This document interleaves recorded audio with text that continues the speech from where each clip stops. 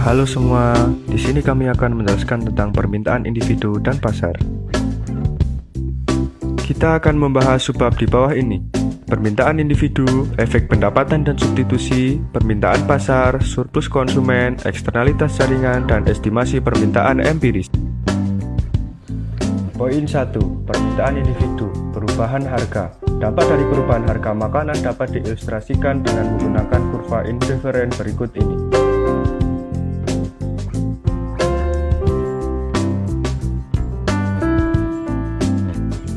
Berikut adalah dua sifat penting kurva permintaan individu. Kita juga dapat melihat dampak perubahan pendapatan di bawah ini dan juga grafis berikut ini.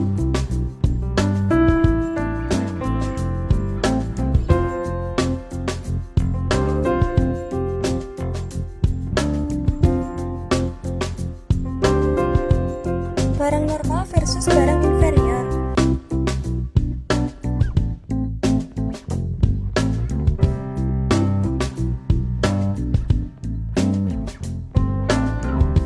Kurva Engel mengaitkan kuantitas suatu barang yang dikonsumsi dengan pendapatan.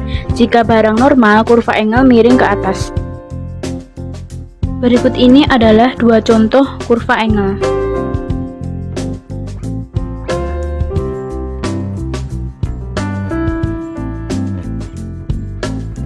Efek pendapatan dan substitusi. Penurunan harga suatu barang memiliki dua efek, yaitu efek substitusi dan efek pendapatan.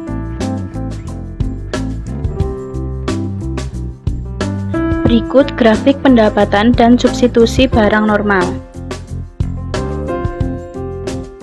Untuk grafik efek pendapatan dan substitusi barang inferior.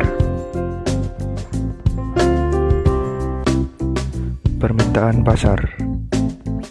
Ya, ini beberapa kasus khusus atau barang given. Kurva permintaan pasar adalah kurva yang menghubungkan jumlah barang yang dibeli oleh semua konsumen di pasar dengan harga itu. Berikut contohnya.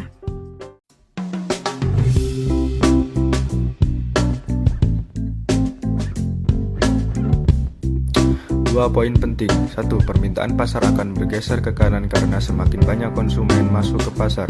2. Faktor-faktor yang mempengaruhi permintaan dari beberapa konsumen juga akan mempengaruhi permintaan pasar. Guna mengingat elastisitas permintaan, perhatikan rumus berikut ini.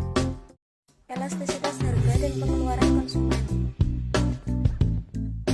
Titik elastisitas permintaan. Untuk perubahan harga yang besar, nilai elastisitas bergantung pada di mana harga dan kuantitas berada pada kurva permintaan. Titik elastisitas mengukur elastisitas pada titik di kurva permintaan.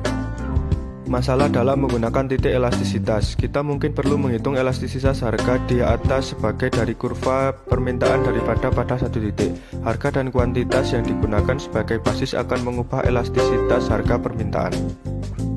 Surplus konsumen. Surplus konsumen yaitu selisih antara jumlah maksimum yang bersedia konsumen bayarkan untuk suatu barang dan jumlah yang harus dibayarkan. Kurva permintaan tangga dapat dikonversi menjadi kurva permintaan garis lurus dengan membuat unit barang yang lebih kecil. Gabungan surplus konsumen dengan keuntungan agregat dapat dievaluasi dengan 1. Biaya dan manfaat yang berbeda struktur pasar. 2. Kebijakan publik yang mengubah perilaku konsumen dan perusahaan. Eksternalitas jaringan. Eksternalitas jaringan yaitu situasi di mana setiap permintaan individu tergantung dari pembelian individu lainnya. Eksternalitas jaringan positif terjadi ketika kuantitas permintaan bertambah karena orang lain telah membeli atau menggunakan produk tersebut. Eksternalitas jaringan negatif terjadi ketika kuantitas permintaan meningkat karena lebih sedikit orang memiliki atau menggunakan barang atau jasa tersebut. Estimasi permintaan empiris. Cara langsung untuk mendapatkan informasi tentang permintaan adalah melalui wawancara di mana konsumen ditanya berapa banyak produk yang akan mereka beli pada tingkat harga tertentu. Masalahnya konsumen mungkin kurang informasi atau minat ataupun disesatkan oleh pewawancara.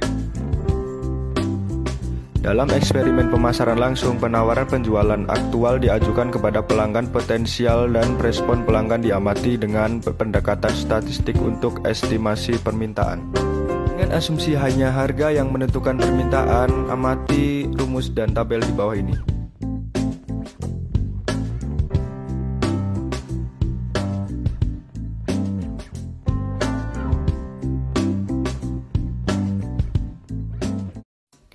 Sekarang kita akan membahas hubungan antara bab di atas dengan merebaknya wabah COVID-19 sekarang ini. Sejak adanya virus corona di Indonesia, banyak orang melakukan tindakan panic buying. Panic buying merupakan fenomena di mana masyarakat menimbun barang saat terjadi situasi darurat tertentu. Dalam kasus merebaknya virus corona, barang-barang yang menjadi incaran adalah hand sanitizer dan masker.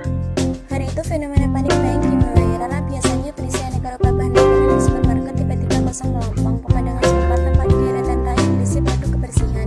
Fenomena panic buying dapat menyebabkan kelangkaan barang akibat lonjakan permintaan dalam waktu singkat. Merebaknya virus corona di beberapa tempat membuat banyak orang tidak memiliki kendali untuk menghentikan infeksi virus. Oleh karena itu, usaha untuk mencegah dengan menggunakan masker dan hand sanitizer dirasa lebih dapat mereka kontrol. Hal ini kemudian menjelaskan kenapa jumlah permintaan dua barang tersebut begitu melonjak dan mengalami kelangkaan stok serta kenaikan harga. Itulah sedikit penjelasan dari kami. Terima kasih sudah menonton.